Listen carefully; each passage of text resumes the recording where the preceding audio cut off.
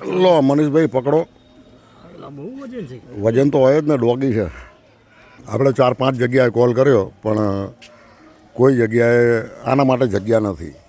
આખો પગ તૂટી ગયો છે, ગાડી ચડી ગઈ છે નાના ડોગી ઉપર, તમે જોયું હશે આગળ. પણ 2-4 જગ્યાએ આપણે ફોન કર્યા તો એવું જ કીધું કે અમારી જોડે એક્સરે મશીન નથી, બીજા કે અમારી જોડે જગ્યા નથી.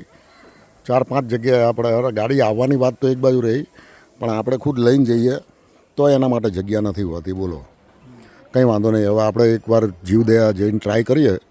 લગભગ જીવદયામાં તો લઈ જશે, પણ એડમિટ કરે તો સારું, કારણ કે ત્યાંય કોઈ ગેરંટી હોતી નથી એડમિટ કરે કે ના કરે.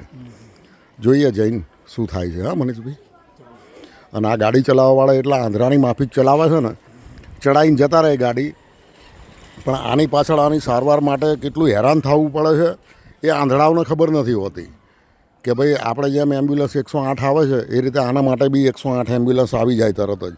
કે કોઈ એનિમલની ગાડી તુરંત આવે, નથી આવતી મારા ભાઈ, કોઈ દિવસ નથી આવતી. 5 મિનિટ શું 5 કલાક 2 કલાકે બી નથી આવતી. હું અત્યારે લઈને નીકળ્યો છું, હવે 4 જગ્યાએથી તો મને ના પડી છે. હવે જીવદયામાં લઈને જાઉં છું. જીવદયા ક્યાં આવ્યું ખબર છે? મેમકોથી છેક આપણે આંબાવાડી, નહેરુનગર એ બાજુ જીવદયા આવ્યું. આને હવે બાઇકમાં છેક ત્યાં લઈને જવાનું. ભાઈ એમનામ સારવાર નથી થતી, માટે આ વિડીયોને એટલો તમે આગળ મોકલો કે આજે આંધળાઓની જેમ ગાડી ચલાવે છે ને એ લોકોને ખબર પડે. તમે તો ગાડી ચલાવીને જતા રહો છો ઉપર ચડાવીને, પણ આને સારવાર માટે કેટલા પાપડ શેકવા પડે છે ને એ તમને ખબર નથી હોતી ભાઈ. એટલે મહેરબાની કરીને આંધળાની માફિક ના ચલાવો, નહીં તો કુદરત એવી ઠોકર મારશે ને કે તમને તો એમ્બ્યુલન્સ બી નસીબમાં નહીં હોય. હા, એવો એક્સિડન્ટ થશે કે એમ્બ્યુલન્સ બી તમને નસીબમાં નહીં મળે ભાઈ. એટલે મહેરબાની કરીને ગાડી જોઈને ચલાવો.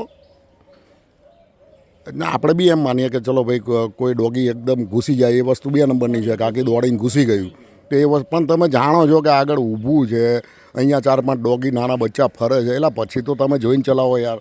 તોય આંધળાની માફિક રૂપિયાની લાલચમાં દે. અરે જોઈને ચલાવો યાર. શું કરીએ, 50 વખત આ રીતે વિડીયોમાં ભાષણ આપ્યું છે પણ કોઈને કંઈ લાગતું જ નથી. એ કુદરતનો ફટકો આવે ને પછી ખબર. જીવદયામાં પહોંચી ગયા, જોઈએ હવે શું થાય છે. જીવદયા ચેર મનીષભાઈ, ટ્રીટમેન્ટ થઈ ગઈ છે? દવા બતાવો તો. આ દવા આપી છે, સિરપ પીવડાવવાની. આ દવા આપી છે, આ ટ્યુબ આપી છે.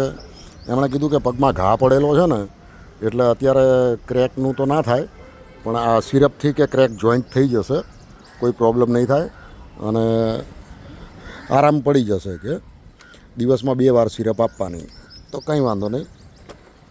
આપણે આપણી રીતે એમણે જે દવા કીધી એ રીતે આપણે દવા આપીશું. લગભગ અમે 10 વાગ્યાના આવ્યા છીએ. આવતા જ અમારા અડધો કલાક પોણો કલાક થઈ ગયો, અને જતાં કેટલી વાર લાગશે અને 1:45 થઈ ગયો. એટલે કહેવાનો મતલબ કે ગાડી ચલાવવાવાળા થોડું ધ્યાન રાખો યાર. આમાં કઈ રીતે આને સારવાર આપવી પડે છે તમને ખબર નથી. જેવી સિવિલ હોસ્પિટલમાં કામકાજ હોય છે ને એવું અહીંયા જ હોય છે જીવદયામાં. તો માટે ધ્યાનથી ગાડી ચલાવો મિત્રો.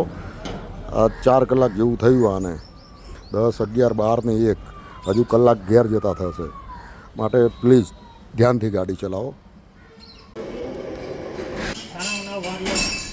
રાજીને બેઠા છે કે અમારા ભાઈને લાયા, ચલો બહાર આવી જાઓ. બસ બેસી જાઓ અહીંયા. એમ તો ચાલતું થઈ ગયું. જો 2 ઇન્જેક્શનમાં તો ચાલતું થઈ ગયું. હા મનીષ, વાહ વાહ,